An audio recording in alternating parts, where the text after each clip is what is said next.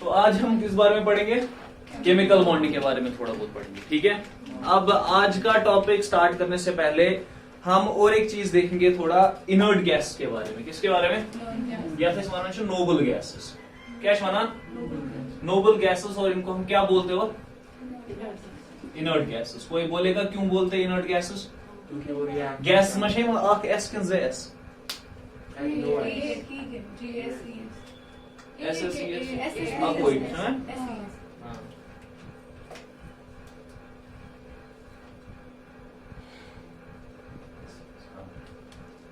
Inert gases क्यों बोलते हैं इसको? इनर्ट गैसेस इसलिए बोलते हैं क्योंकि ये रिएक्ट नहीं करते। और क्यों रिएक्ट नहीं करते? ये इनके पास स्टेबल इलेक्ट्रॉनिक कॉन्फ़िगरेशन होती है। हमारे पास स्टेबल इलेक्ट्रॉनिक कॉन्फ़िगरेशन का क्या मतलब है? अच्छे दो तरीके की कॉन्फ़िगरेशन होती है। देखो हमारे पास KLMN है ना। हमने इन शेल्स के बारे में देखा था, सुना? हमने बोला था कि जहां पे भी मेरे पास ईगो न्यूक्लियस, हमने बोला था चलो ये न्यूक्लियस, ये अब शेल्स है ना। फिर हमने इनमें इलेक्ट्रॉन डिस्ट्रीब्यूशन की थी ना। तो हमने क्या देखा था कि फॉर एग्जांपल अगर मैं एग्जांपल लेता हूं किसकी? लिथियम की। क्या है एटॉमिक नंबर? 3। क्या गैस कॉन्फ़िगरेशन? 2 1। तो हमने बोला था K में कितने इलेक्ट्रॉन्स आएंगे? L में 1। तो हमने बोला 2 इलेक्ट्रॉन्स और यहां पे 1 इलेक्ट्रॉन। स्टेबल कॉन्फ़िगरेशन या इनर्ट गैस कॉन्फ़िगरेशन जिसको हम बोलते हैं, क्या बोलते हैं? कॉन्फ़िगरेशन या स्टेबल कॉन्फ़िगरेशन यहां पे क्या होगी? अगर ये इलेक्ट्रॉन लूज गैस के शेल में क्या रहेगा? 2 है ना। इसी तरीके से अगर मैं सोडियम की बात करता हूं, किसकी बात करता हूं? मैं बोलता हूं 281 है ना। तो ये लूज करेगा तो इसके आउटर मोस्ट शेल में कितने आएगा? 8 है ना। इसका मतलब एक तो 2 मेरे पास स्टेबल कॉन्फ़िगरेशन है और 8 मेरे पास स्टेबल कॉन्फ़िगरेशन है ना। तो दो तरीके की कॉन्फ़िगरेशंस मेरे पास स्टेबल है। इसका मतलब जो मेरे पास नोबल गैसेस आएगा जो कि ग्रुप 18 के एलिमेंट्स होते हैं, क्या होते हैं? ग्रुप 18 के एलिमेंट्स होते हैं मेरे पास नोबल गैसेस। उनकी कॉन्फ़िगरेशंस में क्या होगा? जो आउटर मोस्ट शेल होगा उसमें या तो 8 इलेक्ट्रॉन होंगे नहीं तो 2 इलेक्ट्रॉन होंगे। ये छुआना स्टेबिलिटी ऑफ एन एटम। क्या छुआना? स्टेबिलिटी ऑफ एटम के आउटर मोस्ट शेल में हमारे पास या तो 2 इलेक्ट्रॉन्स होने चाहिए नहीं तो कितने इलेक्ट्रॉन्स होने चाहिए? 8 इलेक्ट्रॉन्स होने चाहिए। अब 2 इलेक्ट्रॉन्स वाला केस सिर्फ तब होगा कि अगर K shell is behaving as an outer most shell, otherwise 8 electrons. Otherwise 8 electrons. For example अगर हम किसकी बात करेंगे? हम लिथियम की बात करेंगे है ना। लिथियम क्या है? मेटल है ना। अल्कली मेटल है।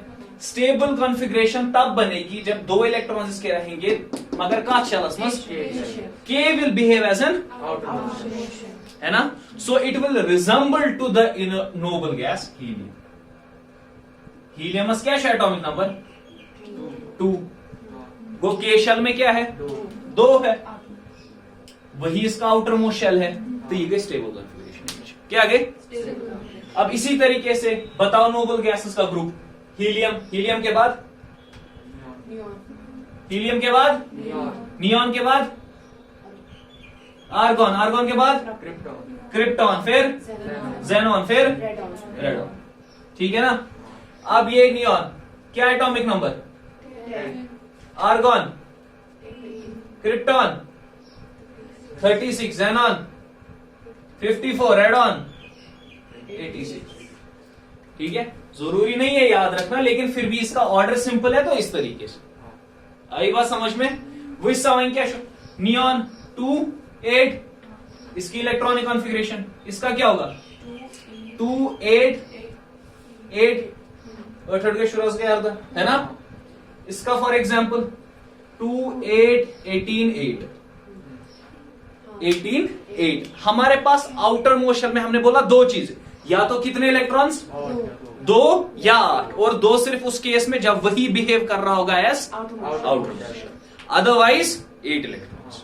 आई बात समझ में। और इस कॉन्फ़िगरेशन को जो नोबल गैस की कॉन्फ़िगरेशन होती है हमारे पास, इसको हम बोलते हैं इनर्ट गैस कॉन्फ़िगरेशन। क्या बोलते हैं? Inert gas configuration. अच्छे से ना, इनर्ट गैस कॉन्फ़िगरेशन। जो ये नोबल गैसेस होते हैं, इनर्ट गैसेस होते हैं, ये हमारे पीरियोडिक टेबल में सबसे स्टेबल चीजें होती है, सबसे स्टेबल एलिमेंट्स होते हैं। वजह यही है इनर्ट गैस कॉन्फ़िगरेशन। इनके आउटर मोस्ट शेल में, क्योंकि जहां पे भी हमारे पास इलेक्ट्रॉन डोनेट करना होगा या इलेक्ट्रॉन एक्सेप्ट करना होगा, वो वैलेंस शेल ही हमें डिसाइड करती है ना। वैलेंस इलेक्ट्रॉन्स ही उसमें पार्ट लेते हैं। यहां पे जो हम देखते हैं, ना तो इसको ना तो इलेक्ट्रॉन जरूरत है, ना तो इलेक्ट्रॉन डोनेट करना है कि नहीं। तो उस वजह से क्या है, जो स्टेबल इट इज अनरिएक्टिव। ये रिएक्ट करा, ये कंपाउंड्स नहीं बनाता है। क्या नहीं करता है, थोड़ा बहुत रिस्पॉन्स दो, थोड़ा क्या नहीं, थोड़ा शक्लें देख के तो लगे समझ आ रहा है क्या हो रहा है। नहीं बनाता है, अनरिएक्टिव होता है। आई बात समझ में, क्लियर गया का। ये है नोबल गैसेस के बारे में। अब इसके बाद हम स्विच करेंगे केमिकल बॉन्डिंग की तरफ। नोबल गैस के बारे में समझ आया। वही समय के केमिकल बॉन्ड पढ़ाने, नोबल गैस केमिकल बॉन्ड से पहले पढ़ाने का क्या मतलब है। मतलब ये हमारे पास केमिकल बॉन्ड बनाते हैं हमारे एटम्स, है ना, फिर मॉलिक्यूल्स में कन्वर्ट हो जाते हैं, फिर मॉलिक्यूल्स बनाते हैं, फिर कंपाउंड्स में आ जाते हैं वो, है ना। तो क्या जरूरत है केमिकल बॉन्ड बनाने की, क्या जरूरत है,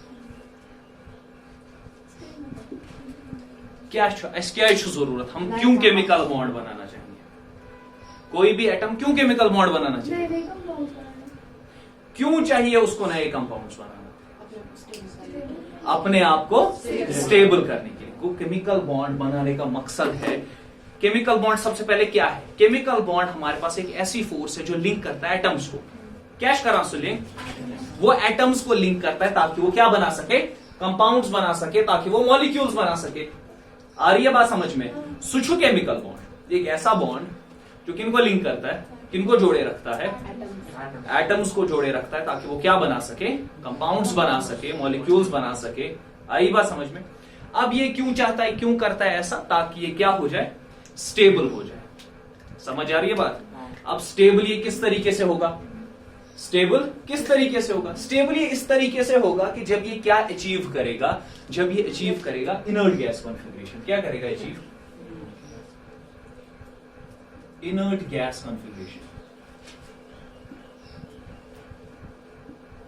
कोई भी एटम मेरे पास तभी मैं बोलूंगा कि ये स्टेबल हो रहा है जब ये क्या अचीव कर रहा है, इनर्ट गैस कॉन्फ़िगरेशन अचीव कर रहा है। मतलब या अपने आउटर मोस्ट शेल में या तो 2 ला रहा है, नहीं तो 8। तो वो 3 तरीके हैं जिस तरीके से, जिससे ये ऐसा कर सकता है ना। या तो ये इलेक्ट्रॉन क्या करेगा, लूज करेगा इलेक्ट्रॉन, है ना, नहीं तो क्या करेगा, गेन करेगा इलेक्ट्रॉन, नहीं तो क्या करेगा, शेयर करेगा।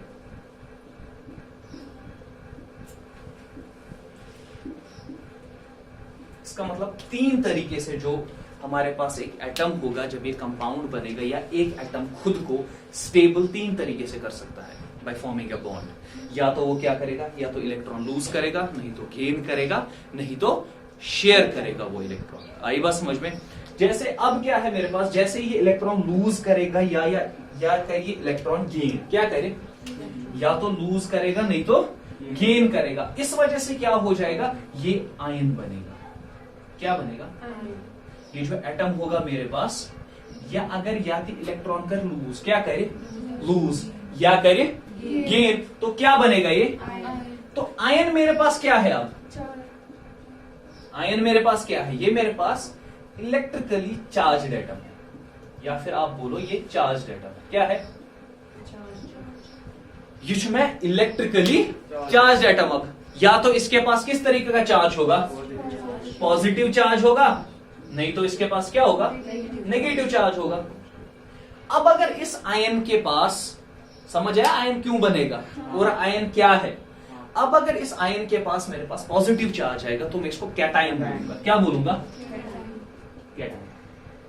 और इसी आयन के पास अगर मैं नेगेटिव चार्ज, अब क्या बोलूंगा, इसको मैं एनायन बोलूंगा। मतलब जो पॉजिटिवली चार्ज्ड एटम्स होंगे मेरे पास, उनको मैं क्या बोलूंगा, कैटायंस बोलूंगा। और जो नेगेटिवली चार्ज्ड आयंस होंगे उनको मैं क्या बोलूंगा, और ये ऐसा क्यों करते हैं? ताकि ये स्टेबल बने, ताकि ये इनर्ट गैस कॉन्फ़िगरेशन अचीव करे।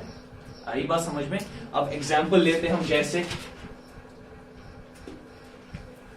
इजी टॉपिक है, इससे पहले भी ये चीजें साथ साथ डिस्कस हुई है, केमिकल प्रॉपर्टीज एंड ऑल जब पढ़ रहे थे, या फिजिकल प्रॉपर्टीज भी पढ़ रहे थे, तब भी ये चीजें साथ साथ हो रही थी डिस्कस, है ना? वही समझ में सोडियम, ठीक है, सोडियम की क्या है इलेक्ट्रॉनिक कॉन्फ़िगरेशन? 281। अब ये सोडियम क्या करेगा? ये करे इलेक्ट्रॉन लूज। क्या करे? ये इलेक्ट्रॉन लूज करेगा और क्या बनेगा? Na पॉजिटिव 28, और ये होगी इसकी स्टेबल कॉन्फ़िगरेशन। वहां ये पॉजिटिव चार्ज क्यों चढ़ा इस पे? किस तरीके से पॉजिटिव चार्ज चढ़ा बताओ जरा? क्योंकि प्रोटॉन हमारे पास ज्यादा हो गए। 11 इसका एटॉमिक नंबर है ना? 11 एटॉमिक नंबर। एटॉमिक नंबर का मतलब electron, 11 electrons and 11 protons. Number of electrons is equal to number of protons. अब क्या करते हैं आप? इलेक्ट्रॉन लूज कराते है ना? जैसे आपने इलेक्ट्रॉन लूज कराया तो प्रोटॉन ज्यादा हो गए, प्रोटॉन तो वो पॉजिटिव चार्ज यहाँ पे दिख जाता है। आई बात समझ में? एक एक्स्ट्रा प्रोटॉन का पॉजिटिव चार्ज इधर दिख जाता है। इसी तरीके से अगर बात नॉन मेटल एटम, क्लोरीन, क्या एटम? क्लोरीन। अब इसमें क्या करना है? इसका 287, तो इसको क्या चाहिए? एक इलेक्ट्रॉन चाहिए, तो ये इलेक्ट्रॉन इस तरीके से, ये क्या हो जाएगा फिर? 288, और ये मेरे पास बन गया यहां पे कैटायन, तो ये क्या बनी हुई है? एनायन। आई बात समझ में? है ना? इजी सिंपल सी बात है, कोई मसला है नहीं। अब क्या है कि अब थोड़ा बहुत एक और चीज जो टच की है इसने, वो इलेक्ट्रॉन डॉट स्ट्रक्चर। क्या? इलेक्ट्रॉन डॉट स्ट्रक्चर बड़ा इजी है, कोई मसला है नहीं है। इलेक्ट्रॉन डॉट स्ट्रक्चर देखो क्या है।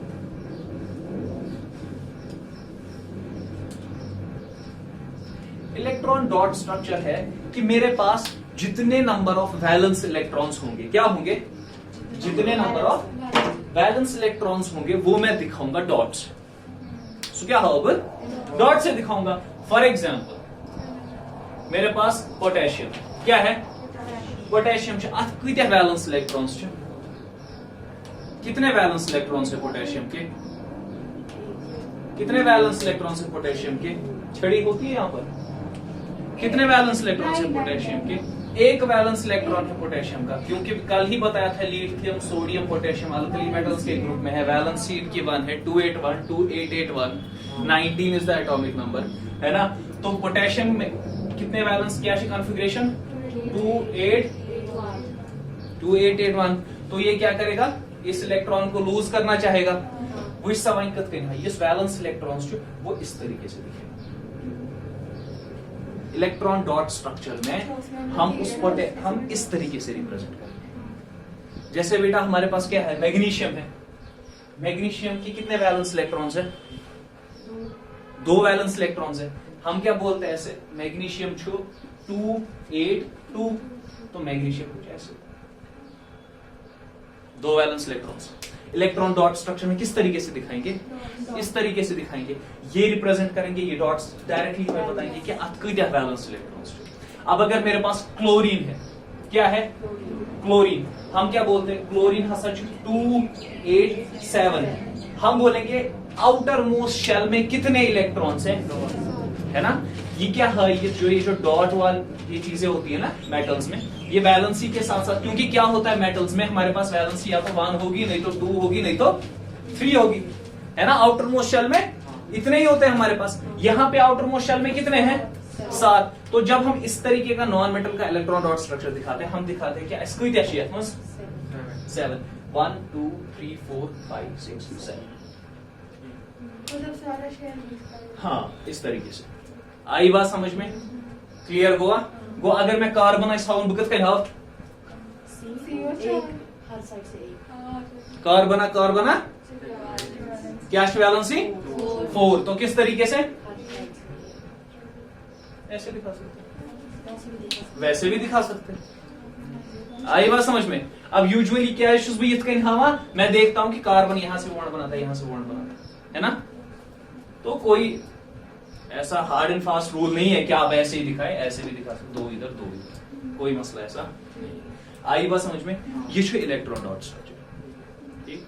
अब इसी इलेक्ट्रॉन डॉट स्ट्रक्चर को लेकर हम कुछ कंपाउंड्स बनाएंगे। किस तरीके से मेटल्स और नॉन मेटल्स आपस में जुड़ के क्या बना रहे हैं? कंपाउंड्स बना रहे हैं, ठीक है। फॉर एग्जाम्पल एक एग्जाम्पल लूंगा मैं, इजी सी एग्जाम्पल लूंगा मैं। अगर मेरे पास क्या करना है, मुझे मैग्नीशियम क्लोराइड बनाना है। क्या बनाना है? क्या होता है मैग्नीशियम क्लोराइड? मैग्नीशियम क्लोराइड क्या होता है? वन आबिद सोबा, मैग्नीशियम क्लोराइड फॉर्मूला लबीब, मैग्नीशियम क्लोराइड फॉर्मूला MgCl2, ये है ना। अब देखो इलेक्ट्रॉन डॉट स्ट्रक्चर से जब मैं दिखाऊंगा, मैं क्या बताऊंगा कि मेरे पास फॉर एग्जांपल पहले मैग्नीशियम है, मैग्नीशियम कैश में वैलेंस इलेक्ट्रॉन्स 2, तो ये होगा वैलेंस, है ना। ये कितने इलेक्ट्रॉन्स अपने लूज करता है? कितने इलेक्ट्रॉन्स लूज करेगा? 2 इलेक्ट्रॉन्स लूज करेगा, है कि नहीं? कितने इलेक्ट्रॉन्स लूज करेगा? 2 इलेक्ट्रॉन्स लूज करेगा। क्या बनने के लिए? Mg2 positive. क्लोरीन है मेरे पास, सुना कहीं? एक हो गया 7। अब इसको कितने इलेक्ट्रॉन्स चाहिए?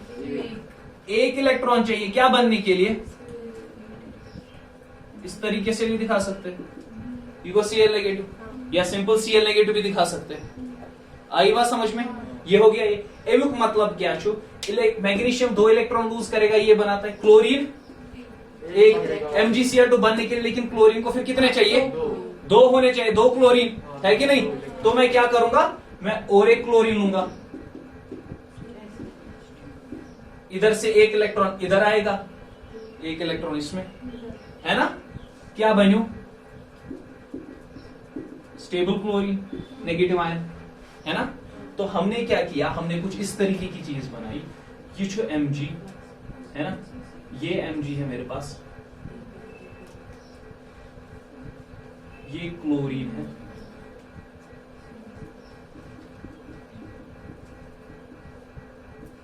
यहां से इधर एक, इधर एक, है ना। क्या बना? ये जो Mg2 पॉजिटिव, 2 यहां से निकले 2 पॉजिटिव, और कितने क्लोरीन है मेरे पास? 2 क्लोरीन है। तो मैं बोलूंगा कुछ इस तरीके से, सुना? समझ आ रहा नहीं आ रहा? कंफ्यूजन तो नहीं हो रहा? होना भी नहीं चाहिए। या इस तरीके से MgCl। आई बात समझ में?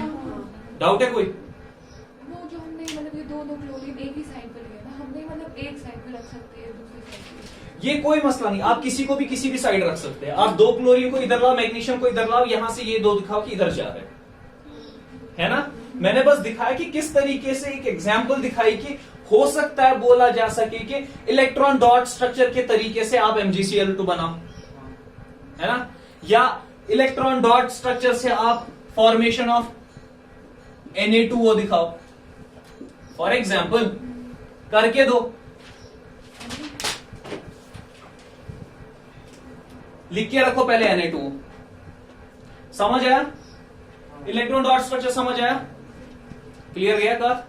वैसा एम्पथ कैशिस मानान एक ऐसा बॉन्ड, हम बॉन्ड्स के बारे में पढ़ रहे हैं, कैटाइन और एनाइन फॉर्मेशन हमने देखी कि कैसे एक कैटाइन फॉर्म होता है, कैसे एक एनाइन फॉर्म होता है, किस तरीके से इलेक्ट्रॉन जब लूज करता है तो कैटाइन बनता है, इलेक्ट्रॉन जब गेन करता है तो क्या बनता है? एनाइन बनता है। अब ऐसा बॉन्ड जहां पे ट्रांसफर ऑफ इलेक्ट्रॉन्स हो रहा है, मतलब एक एटम इलेक्ट्रॉन ट्रांसफर कर रहा है और दूसरा एटम इलेक्ट्रॉन एक्सेप्ट कर रहा है, उस बॉन्ड को मैं आयनिक बॉन्ड बोलूंगा। क्या बोलूंगा? उस बॉन्ड को मैं क्या बोलूंगा? Ionic bond. तो यहां पे हमारे पास आता है आयनिक बॉन्ड की formation.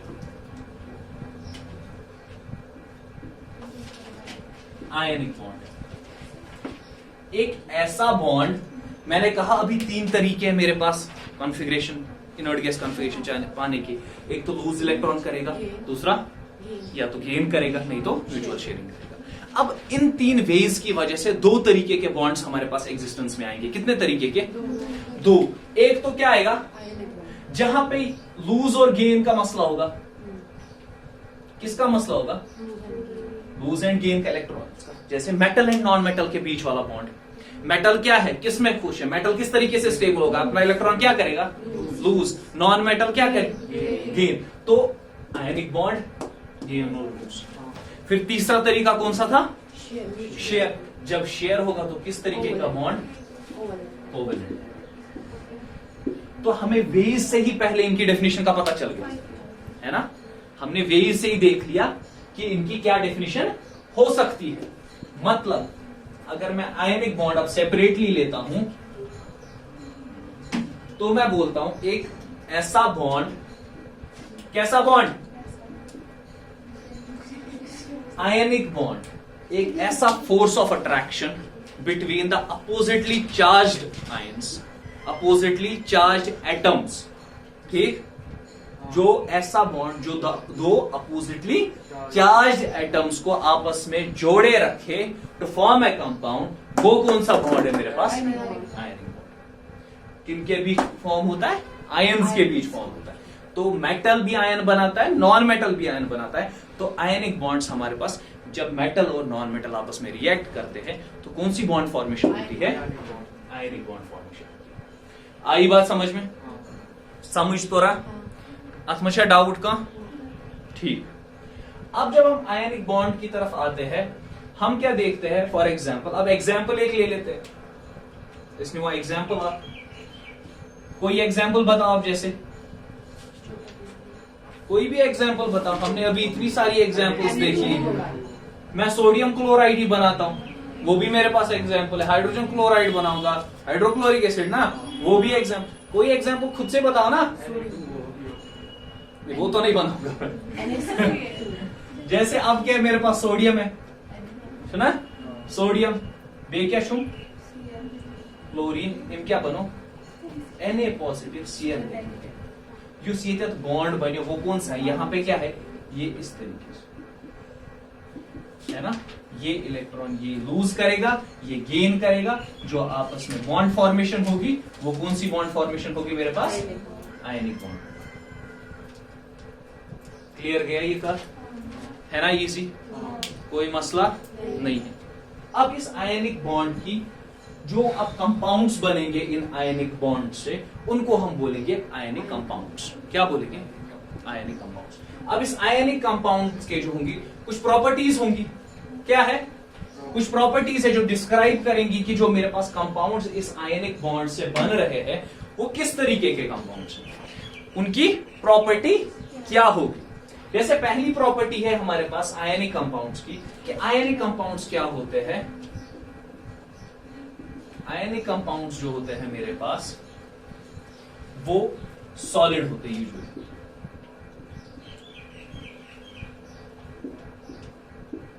Are solids usually. Ionic compounds क्या होते हैं? मेजॉरिटी सॉलिड्स होते हैं और हार्ड होते हैं। बता सकते हो क्यों? बता सकते हो ionic compounds usually solids as solids क्यों एग्जिस्ट करते हैं और हार्ड क्यों होंगे? क्योंकि आयनिक बॉन्ड एक स्ट्रॉन्ग बॉन्ड होता है, क्योंकि इनके बीच, इनके एटम्स के बीच जो बॉन्ड बनता है वो कौन सा बॉन्ड होता है? आयनिक बॉन्ड होता है। और ionic bond is strong in nature, है ना। दो अपोजिटली चार्ज्ड एटम्स के बीच, दो अपोजिटली चार्ज एटम के बीच ये बॉन्ड बनता है, तो ये कम से कम ये एक एप्रिशिएबल स्ट्रॉन्ग फोर्स होता है। क्या होता है? ये जो आसान स्ट्रॉन्ग फोर्स। उस वजह से हम क्या बोलते हैं कि ये क्या ये जो होते हैं ये क्रिस्टलाइन सॉलिड्स, जो मैंने बताया था एक क्रिस्टल स्ट्रक्चर। क्रिस्टल क्या होता है? जब बहुत सारे एटम्स खुद को एक रेगुलर स्ट्रक्चर में अरेंज करे, है ना। तो ये क्या करते हैं? वो क्या होता है? वो सॉलिड होता है। क्या शासन? Usually solid. किस वजह से? आयनिक बॉन्ड फॉर्मेशन की वजह से। आई बात समझ में? और हार्ड भी उसी वजह से होगा, क्योंकि फोर्स ऑफ अट्रैक्शन जो हमारे पास, जो ये फोर्स, जो ये बॉन्ड बनेगा ये हार्ड होगा। वाइड्स मेरे पास अवेलेबल नहीं होंगी, जिस वजह से क्या होगा? इस बॉन्ड को तोड़ना मुश्किल गैस, तो उस सॉलिड को तोड़ना मुश्किल गैस है, तो ये हार्ड। आई बात समझ में? अब दूसरी प्रॉपर्टी क्या है आयनिक कंपाउंड्स की? जो मेरे पास आयनिक कंपाउंड्स होते हैं वो क्या होते हैं, वो सॉल्युबल होते हैं इन वाटर. क्या शासन, क्या शासन, soluble in water. But insoluble in organic solvents. Organic compounds पढ़ा है नहीं पढ़ा है, हाइड्रोजन कार्बन. पढ़ा है ऑर्गेनिक कंपाउंड्स नहीं पढ़ा है ना. तो ऑर्गेनिक सॉल्वेंट्स जैसे मेरे पास एसीटोन होता है, एसीटोन छु, ईथर छु, बेंजीन छु, कैरोसिन छु. आई बात समझ में कि ये क्या होता है, आयनिक कंपाउंड्स जिसमें ऐसा soluble in water but insoluble in organic compounds. ठीक, अब ऐसा क्यों,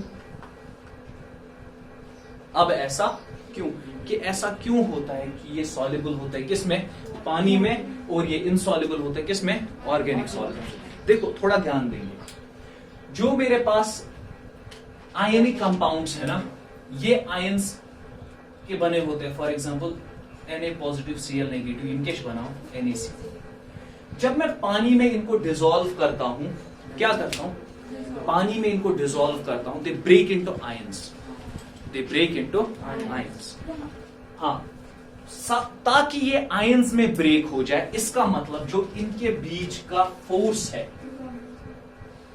सुकोस काम का सुन है ना, मतलब पानी के पास इतनी क्षमता होनी चाहिए, है ना. जो सॉल्वेंट में मैं इसको डालूंगा, उस सॉल्वेंट में इतनी क्षमता होनी चाहिए कि वो इसको वापस आयंस में कर सके, तभी जाके तो सॉल्युबल होगा ना, तभी जाके तो सॉल्युबल होगा. अगर ये सॉल्युबल गैस नहीं की, ये एक लेयर बनाएगा ना, जिसको ऑयल इन वाटर, है ना, जो मिसिबल नहीं होगा सॉल्वेंट, जो मिसिबल नहीं होगा पानी में, सो बनाए ना अलग लेयर, सुमा कैसे ब्रेक की. यहां पे इसलिए ये क्या होना चाहिए, ब्रेक होना चाहिए. तो हम बोलते हैं एक ऐसा इफेक्ट, एक ऐसी प्रॉपर्टी एक मटेरियल की जो इस फोर्स को अफेक्ट करे. क्या करे, टच माना परमिटिविटी, क्या माना,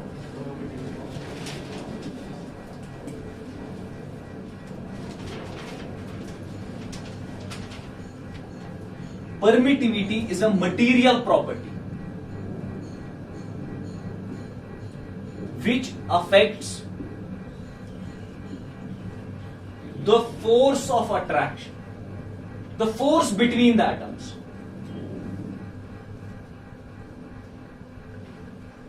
थोड़ा समझ, बात समझ में आई. इस परमिटिविटी को हम डाइलेक्ट्रिक कांस्टेंट भी बोलते हैं.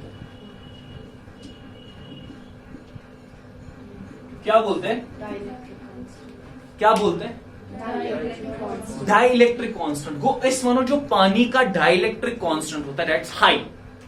अगर मुझसे कोई पूछे, अरे भाई जो आयनिक कंपाउंड्स होते हैं वो क्यों सॉल्युबल होते हैं पानी में और क्यों इनसॉल्युबल होते हैं किसमें, ऑर्गेनिक सॉल्वेंट्स में, आप बताएंगे कि जो मेरे पास पानी होता है उसका डाइलेक्ट्रिक कांस्टेंट क्या होता है, हाई होता है, जिस वजह से क्या करता है, वो ऐसी फोर्स को तोड़ पाता है. सुच है का वो जो परमिटिविटी, उस डाइलेक्ट्रिक कांस्टेंट छो सु क्या शासन, परमिटिविटी, चाहे आप डाइलेक्ट्रिक कांस्टेंट बोलो, चाहे आप क्या बोलो, परमिटिविटी बोलो, वो ऐसी प्रॉपर्टी है इस पानी की, या ऐसी प्रॉपर्टी किसी मटेरियल की कि वो उस फोर्स को अफेक्ट करे. क्या करे, तभी जाके फिर उसको आयंस में ब्रेक करेगा. तो ये गैस, जबकि ऑर्गेनिक सॉल्वेंट्स जो होते हैं उनमें ये क्षमता नहीं. आई बात समझ में, क्लियर हुआ. जरूरी नहीं है, ना ना ना, जरूरी नहीं. NaCl के सिर्फ डिस्टिल्ड वाटर में, नमक और पानी सिर्फ डिस्टिल्ड वाटर में ही होता है क्या, नहीं मैं बोल रही हूँ अगर इनको ब्रेक करना है मतलब कोई भी वाटर ले सकते. हाँ, कोई भी वाटर ले सकते हैं जिसका डाइलेक्ट्रिक कांस्टेंट हमने, जिसका वैसे ही पानी का डाइलेक्ट्रिक कांस्टेंट आया होता है हमारे पास. आई बात समझ में. सेकंड रीजन, दूसरा रीजन, पहला रीजन तो समझ आ गया, पानी का क्या है. दूसरा, पानी जो है मेरे पास पोलर सॉल्वेंट है. क्या है, उस वाटर चुना में, देखो एक रीजन तो आपने देख लिया है ना, एक रीजन क्या शो, डाइलेक्ट्रिक कांस्टेंट. पहला रीजन ये है कि पानी का डाइलेक्ट्रिक कांस्टेंट क्या है मेरे पास, हाई. रीजन, पहला रीजन आएगा मेरे पास high dielectric constant of water. ठीक. सेकंड रीजन छो एम्युक कि जो मेरे पास वाटर है ये पोलर सॉल्वेंट है। क्या है? Polar solvent. तो आयनिक कंपाउंड्स हमारे पास पोलर कंपाउंड्स है। क्या है? Polar compounds like dissolves like. सुना है ना? Like dissolves like. तो polar solvents dissolve polar compound. वन ये पोलर मतलब थी क्या? वो पोलर मतलब को इम डाइपोल मूवमेंट क्या है? अब डाइपोल मूवमेंट थी क्या गो, है ना? डाइपोल मूवमेंट सुना है कभी? क्या है? अगर मैं अख पॉजिटिव चार्ज हूं, क्या है? डाइपोल, एक पॉजिटिव चार्ज है मेरे पास, है ना, और एक negative charge. You see distance between positive charge the negative charge ना आसान। ये जो पहले दो ends, positive end and negative end, अत क्या बन डाइपोल। जो डिस्टेंस होगा, जो ये मूवमेंट जो इसको लिंक करके रखेगा, अत वन ताम इतना याद रखो, तथ क्या वन डाइपोल मूवमेंट। वन ये क्या कम, जो मेरे पास पोलर कंपाउंड होगा, ionic compound contains positive charge, contains negative charge, therefore gives rise to a dipole movement, isn't it? आई बात समझ में? तो क्या है, इस वजह से ये क्या पोलर इन नेचर। क्या polar in nature. And water is a polar solvent, like dissolves like. क्या हो जाता है, अच्छी ये कथ पाई के पानी क्या है मेरे पास? पोलर सॉल्वेंट है। क्या है मेरे पास? पानी जो आयनिक कंपाउंड है ये पोलर कंपाउंड। क्या वहीं कथ कन polar compound is a combination of positive charge and negative charge. It has dipole movement. What is dipole? Means two poles. Dipole, two poles containing two ends, है ना, positive, या फिर जैसे हम मैग्नेट में आएंगे, आप देखेंगे अब जब मैग्नेटिक इफेक्ट्स ऑफ करंट पढ़ेंगे, डाइपोल मतलब इसका बनो जुपोल, नॉर्थ पोल, साउथ पोल। इसी तरीके से पॉजिटिव चार्ज, नेगेटिव चार्ज, ये आयनिक कंपाउंड। आई बात समझ में? तो ये इस वजह से ये किस में डिसॉल्व होता है? पानी में डिसॉल्व। आई बात समझ में? क्लियर हुआ ये चीज? समझ आई? अच्छा ठीक। फिर उसके बाद तीसरी प्रॉपर्टी जो है वो है कि आयनिक कंपाउंड जो है मेरे पास ये कंडक्ट करते हैं क्या? इलेक्ट्रिसिटी। आयनिक कंपाउंड जब हम पानी में डालते हैं ये क्या करना? Conduct electricity. वो थर्ड प्रॉपर्टी इज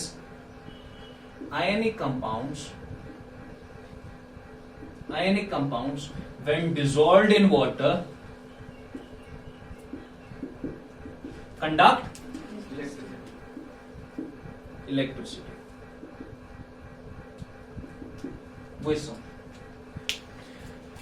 इससे पहले का तो कंसेप्ट समझ में आ गया है ना? ये डिसॉल्व कर किस में? पानी में। डिसॉल्व होते तो आयंस में ब्रेक होते हैं, आयंस में ब्रेक होंगे तो उसी से पता चल जाता है कि हमारे पास ये क्या करेंगे? कंडक्ट, इलेक्ट्रिसिटी कंडक्ट कर सकते, है ना? वो उसी से ही वो मैंने थोड़ा बहुत इलेबोरेट करके इसलिए बताया ताकि डायरेक्टली आपको समझ आ जाए कि क्या शिकसन, क्योंकि फ्री इलेक्ट्रॉन्स प्रोड्यूस हो जाते हैं, है ना? आयंस ब्रेक हो गए, इलेक्ट्रॉन्स के प्रोड्यूस, वही रेस्पॉन्सिबल होते हैं फिर क्या करने में? कंडक्ट, इलेक्ट्रिसिटी कंडक्ट करने में। आई बात समझ में? क्लियर हुआ ये चीज? ठीक है। अब यही आयनिक कंपाउंड्स जब सॉलिड होंगे, being as a solid structure, आई तक कंडक्ट करा इलेक्ट्रिसिटी। मैंने क्यों? इसलिए मैं वो ना, इसलिए डिसॉल्व्ड इन वाटर, आई तक करा कंडक्ट इलेक्ट्रिसिटी किए। आई बात समझ में? ये शुड कंडक्ट करा इलेक्ट्रिसिटी क्योंकि स्ट्रॉन्ग फोर्स ऑफ अट्रैक्शन होता है, मेरे पास इलेक्ट्रॉन्स फ्री अवेलेबल नहीं रहते हैं। ये शुड आई तक करा, इसलिए solid, being solid ionic compound doesn't conduct electricity.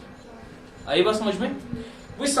और एक बात, एक्स्ट्रा बात, मेरे पास तीन फॉर्म्स है, तीन स्टेट्स है, सॉलिड, लिक्विड तो गैस।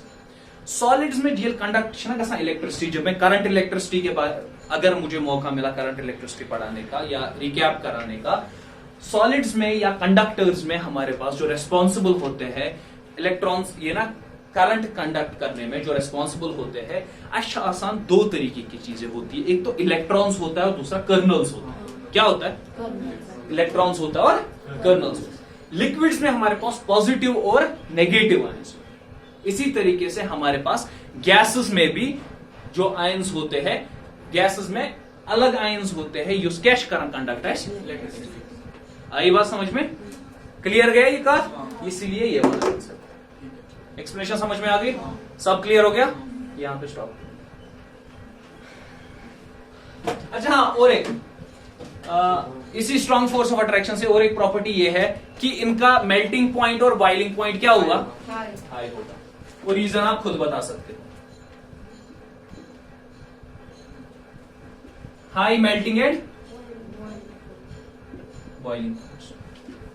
तो समझ, स्टॉप करेंगे जैसे